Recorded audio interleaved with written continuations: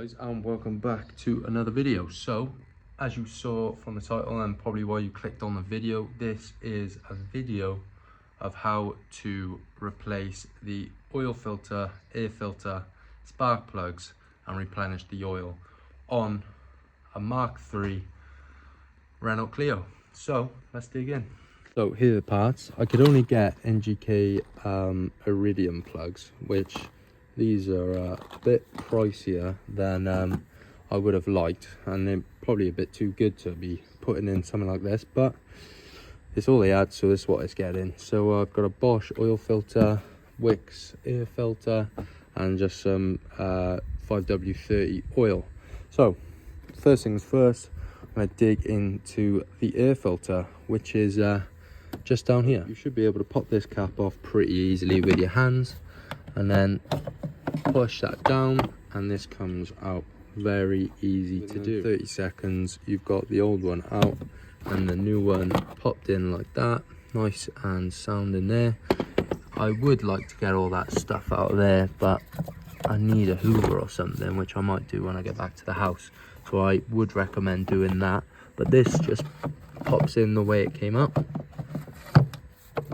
and then make sure it seats up there, so that's in there nice and sound. Get your cap back on there, make sure it clicks into place. That's your air filter done, just like that. To get these spark plugs out, you will want a special sort of bit. There's actually springs in the socket itself to help you pull the spark plugs out.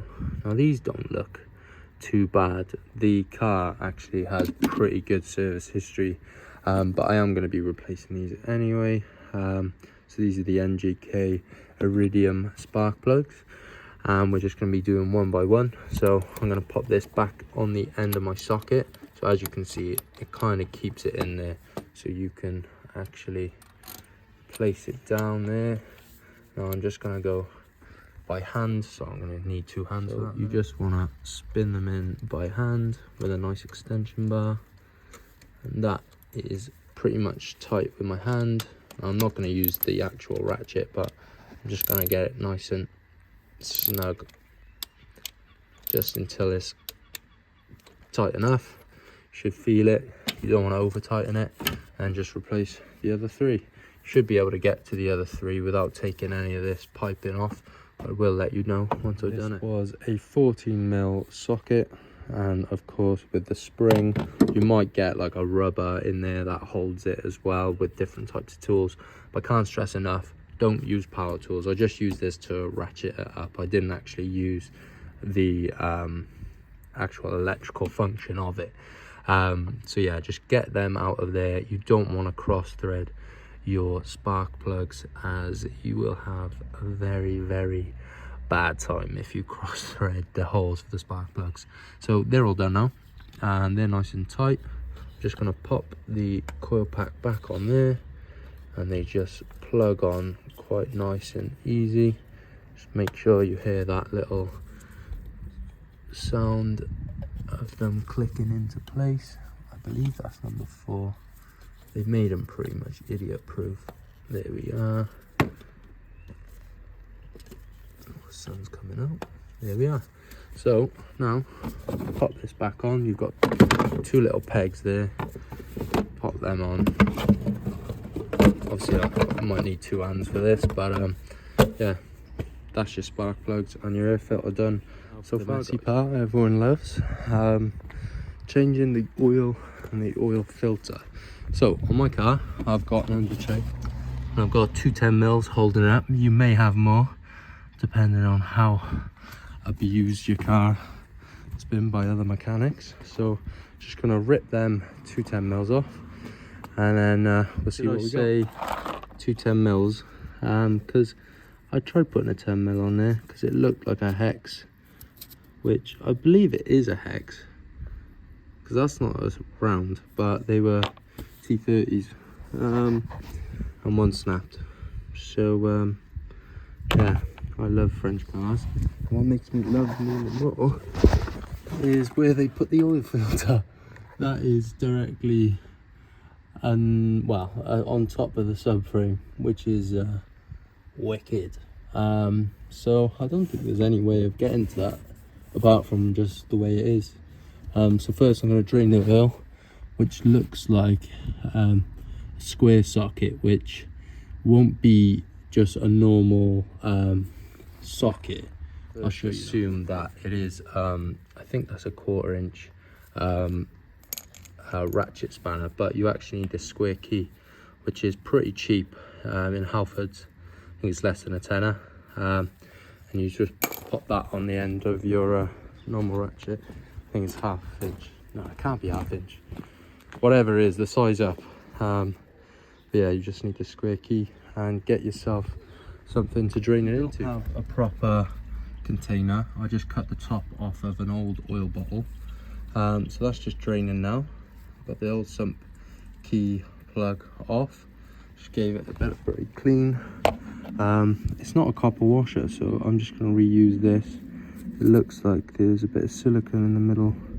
You could probably use a bit of sealant or something on there, but it should be fine to reuse. Obviously it's up to you guys. I'm not a mechanic, but this is how I'm doing it. Just gonna let that drain, and then we'll get onto the oil filter then. So this is the size of your new oil filter. There's a couple of options. I've got this one. These can come in a kit, all different sizes, but I've only got this specific one, so that's not gonna fit, that's too big. I've also got this little ratcheting style one, which will fit, but we don't really have the room. So what I'm gonna try is these grips on the old one, try and wrench it off, and then pop the new one on. So this is, I'll try and show you.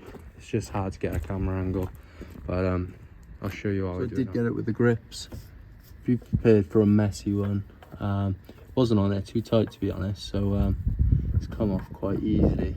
It's just gonna need quite a bit of brake cleaner to clean all this mess up, but yeah, just spin it off and keep your drain, your bucket under there, just for any mess.